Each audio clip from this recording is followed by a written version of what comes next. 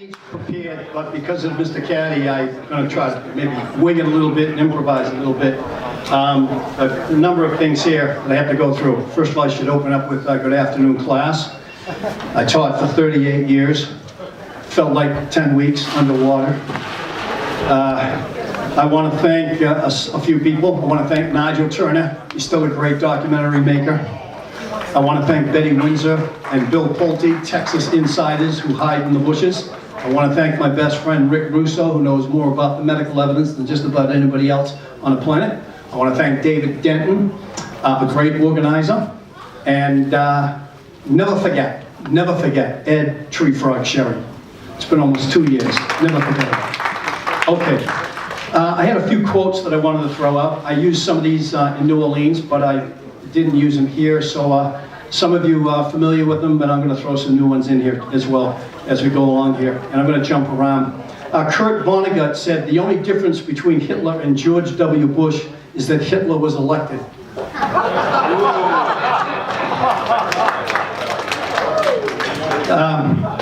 George W. Bush said, our enemies are innovative and resourceful, and so are we. They never stop thinking about new ways to harm our country and our people, and neither do we.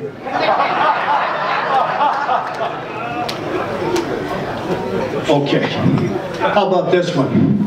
I hate war, and if the day comes when my vote must be cast to send your boy to the trenches, that day I will leave my Senate seat to go with him.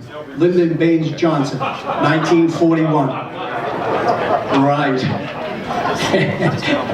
Okay. Let's see. A couple more and then I'll get down to business here. Let's see here. I think this is kind of important. The erosion of time is the greatest ally of conspirators and bureaucratic cover-ups. Edgar Tatro.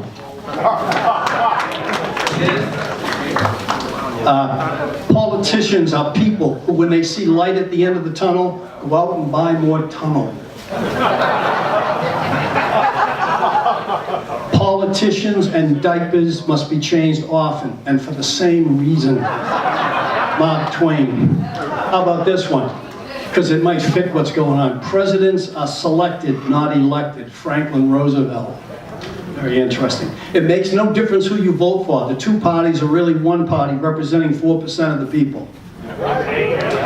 No one party can fool all the people all of the time. That's why there are two parties.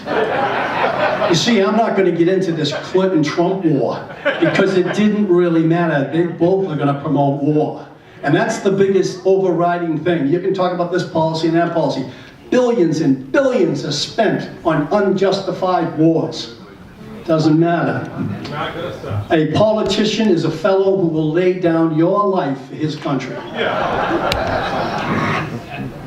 Okay, and let's see here. Oh, this is interesting. I think it fits 10 of them, but I'll say it anyway. H.L. Mencken said, as democracy is perfected, the office of president represents more and more closely the inner soul of the people. On some great and glorious day, the plain folks of the land will reach their heart's desire at last, and the White House will be adorned by a downright moron.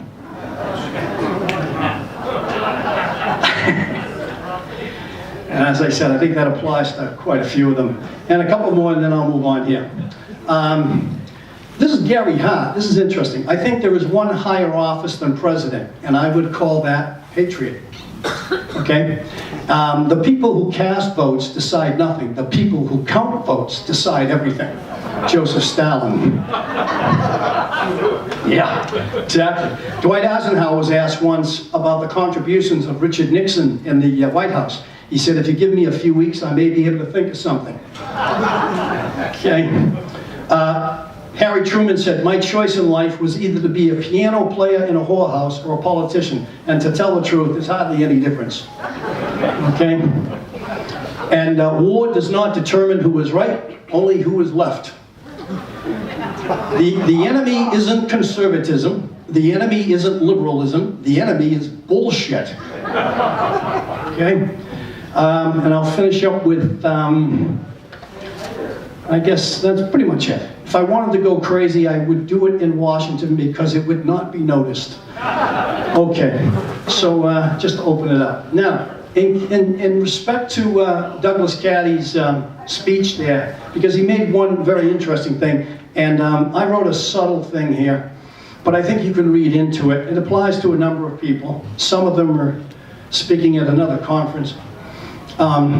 This is going to be in a book, probably sometime before the next year is over. One must not only evaluate the credibility of the witness telling the event, one must also question the integrity of those who are judging the aforesaid witness.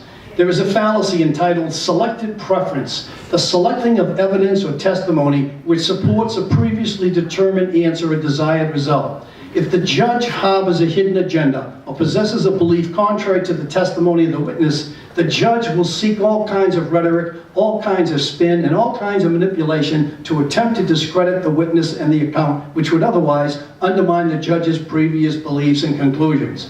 The Warren Commission and the 9/11 Commission are ideal government case studies for avoiding the truth and anyone or anything providing glimpses of it. Many lawyers are masters of fallacies and misdirection and red herrings. Their job is to win, not necessarily determine truth or justice. The same can be said for many individuals who will never admit that they are wrong about a particular issue. Henry Winkler's The Fawns could only utter, "I was wrong, I was wrong." Okay. But he could never finish the phrase. There are plenty of organizations and political writers and talking heads who are guilty of Fonzie's tragic flaw. But please be assured that fallacies, although illogical in some fashion, are very effective unless the audience is very well educated and possess the acumen of a critical thinker. And Winston Churchill once said, the best case against democracy, the best argument against democracy is a 5-minute conversation with the average voter. Okay, I think I even used it here. Ultimately, I am reminded of a quote attributed to Winston Churchill, who once said, the best argument against democracy is a 5-minute conversation with the average voter. I am also reminded of a quote in the brilliant whodunit murder mystery Sea of Love, in which the homicide detective played by Al Pacino concludes, people are a lot of work. Alas, selective preference and the employment of other fallacious machinations can misdirect the populace from seeing the truth in a very complex and messy world. If you're going to investigate something, don't have an answer before you start. And I think that's what Mr. Caddy was trying to say to you. Okay. Now, this is something I did in New Orleans a year ago, and I think it's important to be said, because there's a whole contingency out there that wants you to believe that the CIA is guilty of every crime that's ever been committed in this country. And I'm not exonerating them, but I have a little list here called the CIA did not list. They did not invite JFK to Dallas. They did not set up the motorcade at 11 miles per hour with right-angle turns amidst tall, insecure buildings and trees. They did not remove General McHugh from the middle seat or place Admiral Berkeley in the rear of the motorcade. They did not place the press bus at number 21, or place car number 1, number 10, or car 2, number 13, or JFK limo number 7 as number 5. They did not remove the limo bubble top. They did not reduce the police motorcyclists and move back the remaining motorcycle security. They did not launder Governor Conley's clothes. They did not switch the Parkland stretcher bullet with the bogus CE-399. They did not switch the 3 TSBD shells with bogus shells. They did not plant other fabricated evidence to frame Oswald. They did not destroy the limo windshield and replace it twice. They did not deep six a retrieved bullet from the JFK limo at Hessen-Eisenhower. They did not deep six a retrieved bullet found in Dealey Plaza in the 1990s, which hit the JFK limo on 11/22/63. Trust me, I know what I'm talking about. If I had 4 hours, I'd tell it to you. I do have 1,400 pages written. You know, anyway. You're the man! Thank you.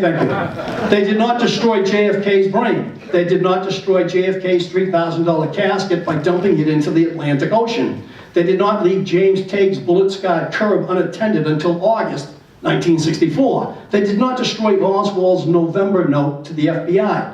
And the guy who was partly responsible for that is praised in Mellon's book. Yeah. Okay? Right. They did not ignore the Elm Street sidewalk scar, which matches a grassy knoll south shooter. I've got pictures of a grassy knoll south shooter, the other knoll. They did not lie about and ignore the Bronson film of the Texas School Book Depository windows. And the man responsible at least it appears his name's on the document, is William Weld, who just ran for vice president on the Libertarian ticket. And it doesn't matter to me who he wanted to win. If Weld and Johnson had not run, Clinton would have gotten those votes. So that third party made a big impact here. They did not create two different documents about the Texas School Book Depository paper bag. They did not control or perpetuate or perpetrate the JFK autopsy scam. They did not destroy the whistleblowers Don Runnels and Alan Whitwer, who was my friend. They did not protect Fred Black from prison or parole Jack Halfin, a mafia man, and they did not select the members of the Warren Commission. Do not ignore the FBI, the Secret Service, or Lyndon Johnson and his Texas co-conspirators. Do not do that. It was a collaborative effort on the part of the most powerful people in the world, and don't ignore the fact that the autopsy was done with Pentagon generals and admirals running that show. Okay. Now,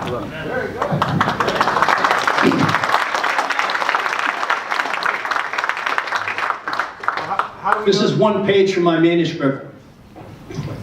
On October 18th, 1961, Billy Celestes and his lawyer, John Dennison, had stormed into the Washington office of Wilson C. Tucker, Deputy Director of the Agriculture Department's Cotton Division, to complain about the recent cancellation of cotton allotments and the assessment of an overplanting penalty against Estes to the tune of $544,000 on the grounds that his allotments were obtained illegally.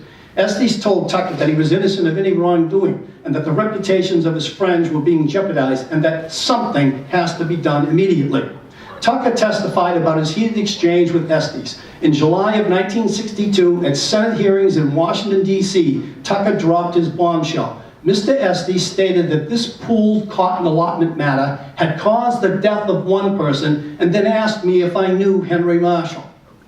Please bear in mind that Estes' remark was uttered to Mr. Tucker in October of 1961, 6 months before the Marshall suicide-homicide controversy would reach the public domain. Was his comment an innuendo, an indication that Marshall had been murdered? Was his question an insinuating threat? Perhaps it was both. Tucker was positive that Estes had threatened to embarrass the Kennedy administration if the investigation was not stopped. One must at least question if such resentment, animosity, and fear led to Dallas. Estes' autobiography offers a different viewpoint. On October 18, 1961 exchange, Tucker was not receptive to our requests.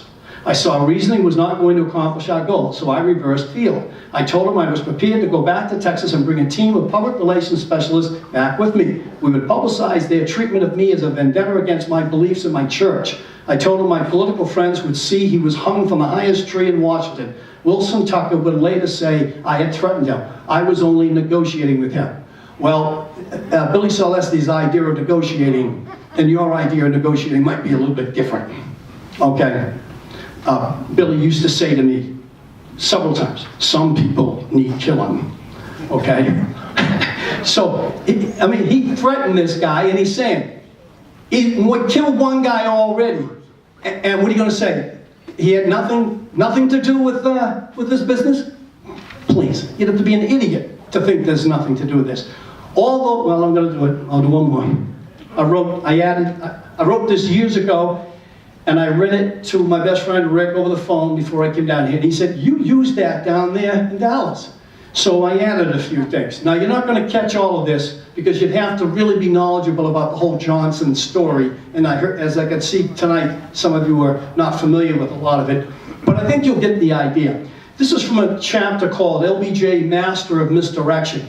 And through the years, he accused just about every group and agency, or speculated maybe that group killed him, maybe this group killed him. And all he was doing was red herring him. He was just keeping himself out of harm's way.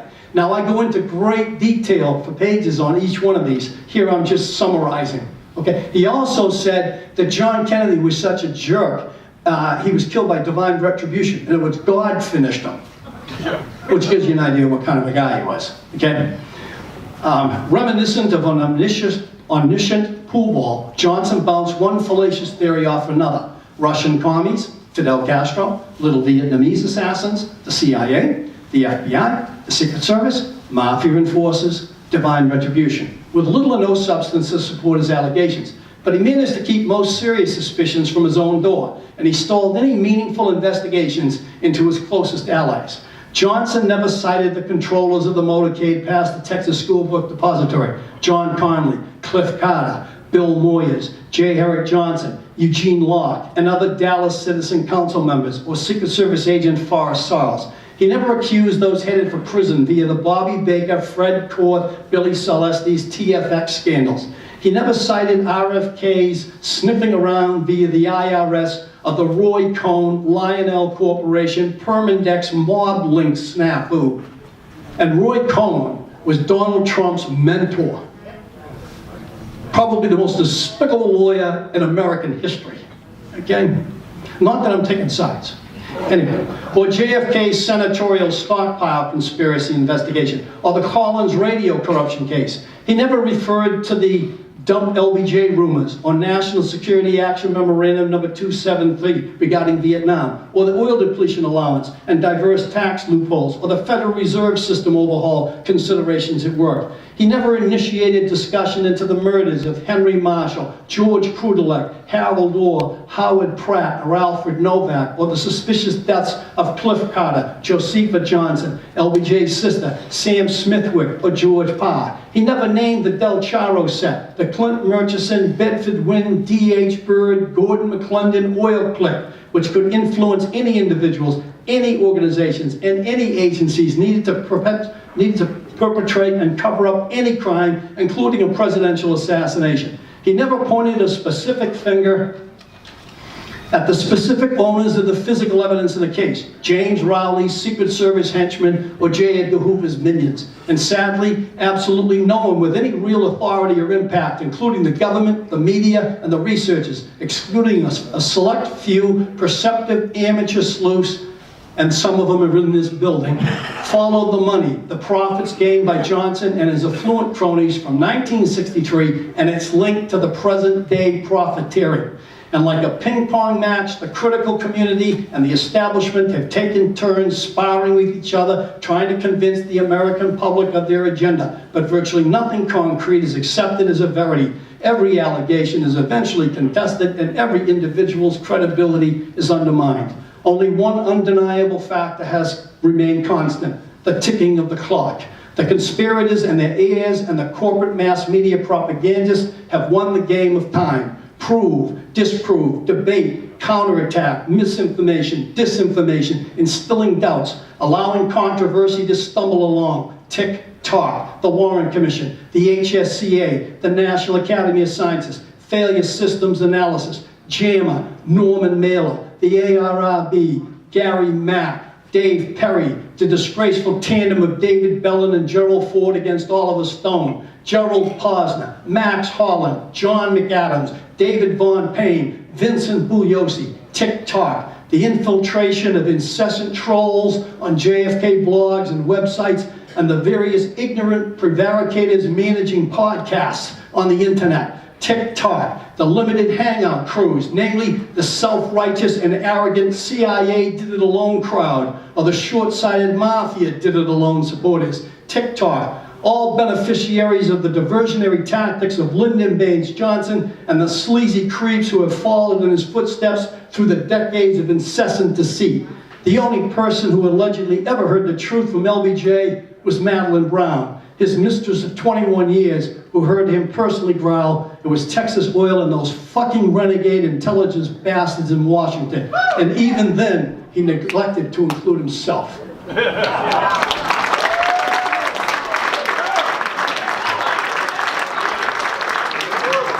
Thank you. And these people that are trashing Madeline Brown, it's easy to trash a dead person, isn't it? Unless they deserve it. Madeline Brown called me her adopted Yankee son, and I'm proud of that. And I had one other thing I'd like to read about her. I think it's appropriate, because I think it's, I wasn't there. I mean, they said these people, especially the people in the other conference center, there was no Murchison party. What are they going to do with Mae Newman, the nanny? It's in the Guilty Men. If you've never seen the Guilty Men, see me later. I can take care of some people here. Okay? All right? I have various other presentations I have available. At any rate, that little old lady's not lying on the guilty men. Hoover was there. And they had champagne and caviar parties the whole week.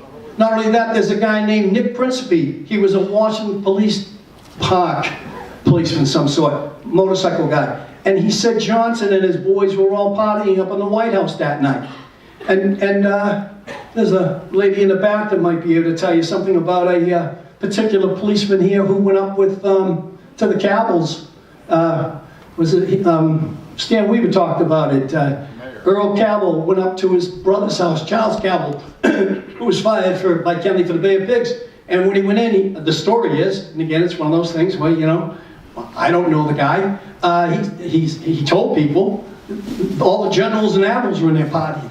Well, there you go. You got the Pentagon boys partying, you got Johnson partying, and you got the whalemen partying.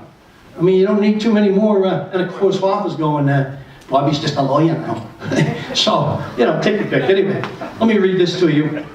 And then let me know how much time I got there. 10, okay? And I'll try to do a few things here.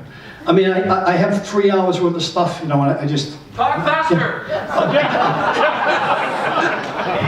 I'm going to sound like the chipmunks.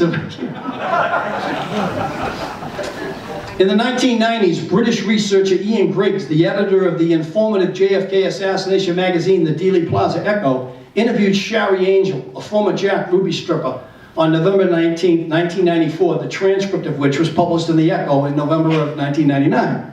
As the interview was winding down, Griggs asked one last formal question. Why did Jack Ruby shoot Lee Harvey Oswald? Shari whispered, because he was told to. Evidently surprised, Griggs asked, you honestly believe that? It wasn't this thing about saving Jackie? Some believe Ruby's motive was to save Jackie from suffering through the ordeal of a murder trial. Shari replied, Lyndon Johnson had it done. Johnson? Repeated Griggs. Shari continued, I'll always believe that with all my heart and soul. Did you notice the motorcade? Jack Kennedy did not have one security guard riding on his car. Johnson's was filled with them. I'll never believe anything else. And I have seen Jack Ruby and President Lyndon Baines Johnson together in this same hotel where we are right now. Griggs clarified her response. In the Adolphus Hotel, here on Carmen Street? Shari had, yeah, me and Madeline Brown saw them. Griggs asked, when was that, Shari? Shari answered, that was before the assassination. Griggs attempted to clarify the information again. So you're saying that before the assassination, here in the Adolphus Hotel in Dallas, you saw Jack Ruby with the vice president? Shari said, H.L. Hunt, W.O. Bankston, all these people. A lawyer, I forget his name, and Lyndon and Madeline was with me. Griggs repeated, Madeline Brown. Shari said she was still in love with him, with Lyndon. She told me to come over here. I didn't know what was going on over here. Griggs asked her, about when was this, Shari? How long before the assassination? Shari answered, probably about 3 or 4 months before the assassination. Once I read the interview, I phoned Madeline on June 8, 2000 for her reaction. She admitted that Jack Ruby and Lyndon Johnson both visited the Adolphus Hotel on many an occasion, but she never saw them together, and she was not the woman identified in Shari Angel's story. Whether Shari's story holds merit minus her one error or not is an unresolved mystery unto itself, but the interview does demonstrate Madeline Brown's integrity in action. While she would not have been surprised to learn that Ruby and Johnson had met in 1963 at the Adolphus Hotel at some point, she was never a witness to such an event. Madeline Brown could have lied to falsely enhance her credentials for self-promotion, but that wasn't her style, at least not with my personal dealings with her. Was Madeline Brown perfect? A role model for young women to emulate? Of course not. She loved the aristocratic party scene, and she was no doubt a live wire with an impish laugh and a love for off-color jokes. She was a self-confessed procrastinator who really sent me books or documents when she had promised to mail them to me. Beneath her classy exterior lived a bundle of tragic flaws. She was a living contradiction of conflicting emotions. Her life was inundated with ambivalence. While she knew that her torrid law affair with Johnson, driven by lust, was immoral to the core, she could never resist the temptation to continue the tryst. Similarly, she disapproved of JFK's murder, yet she often admitted being excited by the fact that her lover was President of the United States. While she considered Kennedy's death a terrible act of treason, she also tended to defend her Texas Mafia associates, calling the plot a business decision. They did what they had to do. Her internal wavering about love versus lust and sin, and murder versus loyalty to her friends often surfaced in our conversations. On one occasion, I had criticized George Bush the Elder for giving a lackluster and superficial speech. I told Madeline, they're all crooks, but do they have to bore us to death too? As an afterthought, I said, I'll give LBJ some credit. He was second only to Hitler in evil, but I guess he wasn't boring. Madeline squealed, oh no, Ed, he was a lot of fun. I can still, you know, one researcher who's going to be speaking here this week, and I won't name him, he met me and she was caught forging a will of a relative to get money.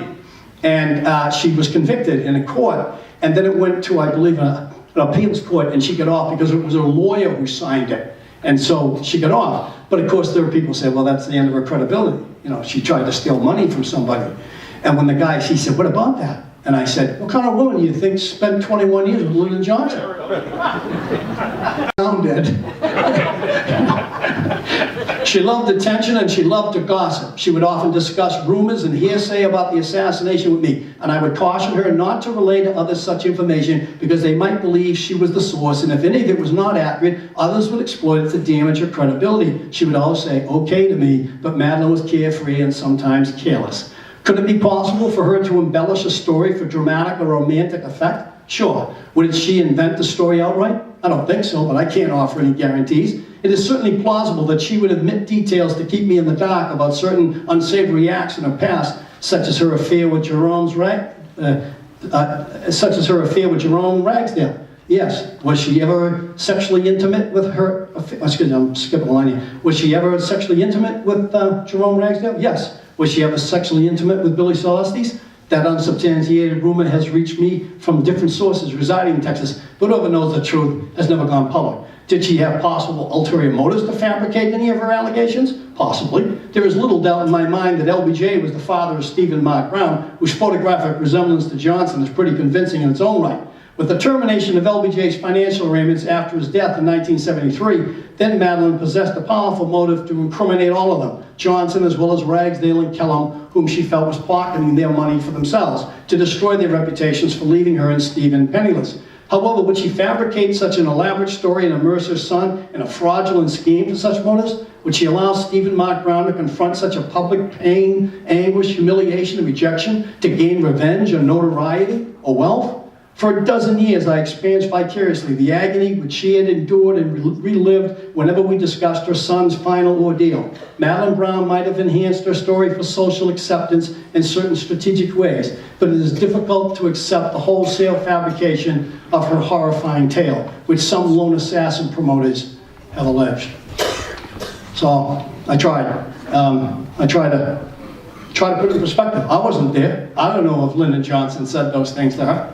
So you have to make up your mind. I tell that Lone Ranger story, probably almost out of time, but some of you may not know the Lone Ranger story, so I'll tell it, I guess, as a finale. He says, I've got 5, it'll take 2 minutes to do this. David Letterman had Jay Thomas, a comedian, on his show a number of times, and he used to tell the story over and over and over again, and he used to embellish it. But it was basically, he was a disc jockey, a rock and roll disc jockey, and he was a little white guy with big afro. And he had a partner who was very tall and thin and had hair down to his rump. And they were hired by a used car lot to help sales on a weekend. And they also hired Clayton Moore, the Lone Ranger, to be there. And every chance they got, whenever there was a break, they went out in the back hall and started smoking spliffs. And by the end of the day, they were blitzed. He called it herbaling up. Okay, so someone was supposed to bring a limo to pick up the Lone Ranger, bring him to the local Holiday Inn or whatever, and it never showed up. So these 2 bozos said, well, we'll take you. So they get in his Volkswagen, you know, a little shitmobile, filled with hamburger wrappers and everything, and the Lone Ranger gets in the back, stoic as hell, with his mask on, the little outfit, and they're driving down, and they get caught in traffic in the expressway. And the guy in front of them backs up and smashes the front of his car and drives down the breakdown light. So they go, and he decides to go chase him. So they chase him down and they go off an off ramp. They get to a red light and he jumps out of his car and runs in, opens the door, drags the guy out of the car. He said, you son of a bitch, you smashed my car. He said, no, I didn't. Yes, you did. He said, well, what are you going to do about it? I'm going to call the cops. He said, go ahead. Who do you think they're going to believe? Me or you 2 stoned hippie freaks? And the Lone Ranger stepped out of the car and said, they'll believe me, citizen. And that's what it's all about, people, is credibility. You know, Joan Mellon, in her book, found Matt Wallace's kid, who was 13 when Henry Marshall was killed and 16 when President Kennedy was killed. And the kid says that Malcolm Wallace was home in California on those days. Maybe it's true. But since Joan wants to believe it, it's true. But she'll also tell you Madeline Brown is lying about what Lyndon Johnson and she talked about. Because she doesn't want that to be true. You can't do that. If you're going to be objective, you have to say, you know, there's some things we're just never going to know. You have to decide for yourself, you know, which Lone Ranger story is more likely. Thank you very much. Edgar Tatro, give him a big round of applause, please. You're very kind. Thank you. Someday my grandsons will see this and say, Pa wasn't a doofus at all. Okay, ladies and gentlemen, if I could have your attention for just a moment, we're going to go ahead and take time for dinner. So what we need to do